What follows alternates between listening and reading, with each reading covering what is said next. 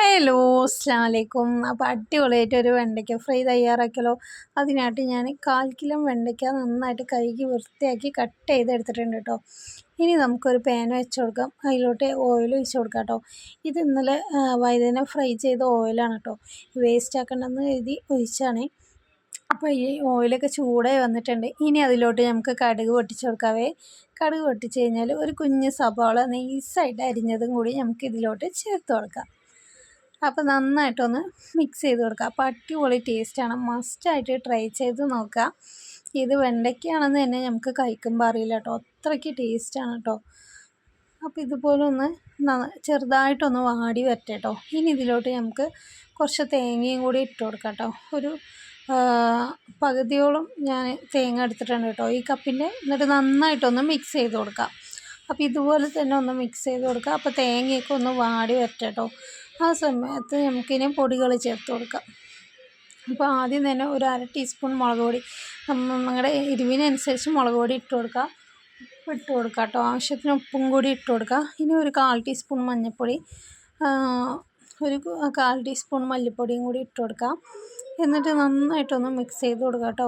ഇതിൻ്റെ ടേസ്റ്റ് പറഞ്ഞറിയിക്കാൻ പറ്റില്ല കേട്ടോ, അത്രയ്ക്ക് ടേസ്റ്റാണ്. ഇപ്പോൾ തന്നെ നല്ല സ്മെല്ലൊക്കെ വന്ന് തുടങ്ങിയിട്ടുണ്ട് കേട്ടോ. ആ തേങ്ങൻ്റെയും മല്ലിപ്പൊടിയുടെയൊക്കെ നല്ലൊരു സ്മെല്ല് കേട്ടോ. അതുപോലെ തന്നെ കഴിക്കാനും നല്ലൊരു ടേസ്റ്റാണ് കേട്ടോ. അപ്പോൾ ഒന്ന് നന്നായിട്ട് ഇതൊരു പച്ചമുളകൊക്കെ നന്നായിട്ടൊന്ന് മാറി വരട്ടെ കേട്ടോ. ഇനി ഇതിലോട്ട് നമുക്ക് അരിഞ്ഞു വെച്ച വെണ്ടയ്ക്കയും കൂടി ഇട്ട് കൊടുക്കാം. എന്നിട്ട് നന്നായിട്ടൊന്ന് മിക്സ് ചെയ്ത് കൊടുക്കുക കേട്ടോ. വെണ്ടയ്ക്ക ഇട്ട് കഴിഞ്ഞാൽ നമ്മൾ നന്നായിട്ടൊന്ന് മിക്സ് ചെയ്ത് കൊടുക്കുക. അപ്പോൾ ഹൈ ഫ്ലെയിമിൽ വെച്ച് തന്നെ വെണ്ടയ്ക്ക ഇട്ട് കൊടുക്കുക കേട്ടോ. എന്നിട്ട് വെണ്ടയ്ക്ക ഒന്ന് വാടി വരുന്ന സമയത്ത് ലോ ഫ്ലെയിമിലാക്കി കൊടുക്കാം. അപ്പോൾ ഇതുപോലെ നന്നായിട്ടൊന്ന് മിക്സ് ചെയ്ത് കൊടുക്കുക കേട്ടോ. അപ്പോൾ വെണ്ടയ്ക്ക കഴിക്കാത്ത മക്കൾക്ക് ഇതുപോലെ ഉണ്ടാക്കി കൊടുത്താൽ അവരെന്തായാലും കഴിക്കും കേട്ടോ, ഒരു സംശയം വേണ്ട. അവർക്കിത് വെണ്ടയ്ക്ക തോരനാണെന്ന് തന്നെ ഒരിക്കലും മനസ്സിലാക്കാൻ പറ്റില്ല കേട്ടോ, അത്രയ്ക്ക് ടേസ്റ്റാണ് കേട്ടോ. അപ്പോൾ ഇതുപോലെ ഒന്ന് മിക്സ് ചെയ്ത് കൊടുക്കാം. നന്നായിട്ട് മിക്സ് ചെയ്ത ശേഷം നമുക്ക് അടുപ്പിട്ടൊന്ന് മൂടിക്കൊടുക്കാം കേട്ടോ. അപ്പോൾ നിങ്ങൾ എന്തായാലും ഇതുപോലെ തയ്യാറാക്കിയിട്ടില്ലെങ്കിൽ തയ്യാറാക്കി നോക്കുക. അപ്പോൾ തന്നെയാണ് നമുക്ക് ഇതിൻ്റെ ടേസ്റ്റ് നമുക്ക് അറിയാൻ പറ്റത്തുള്ളൂ കേട്ടോ.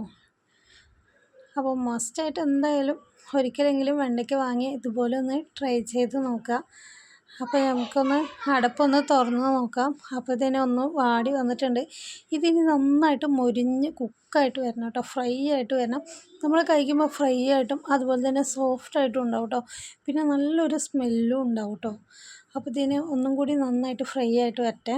അപ്പോൾ ഇതിനെ നന്നായിട്ട് ഇതുപോലെ ഒന്ന് ആയി വരണം കേട്ടോ. ഇതാണ് അതിൻ്റെ ഒരു പാകം എന്ന് പറയുന്നത്. അപ്പോൾ അടിപൊളിയായിട്ട് വന്നിട്ടുണ്ട്.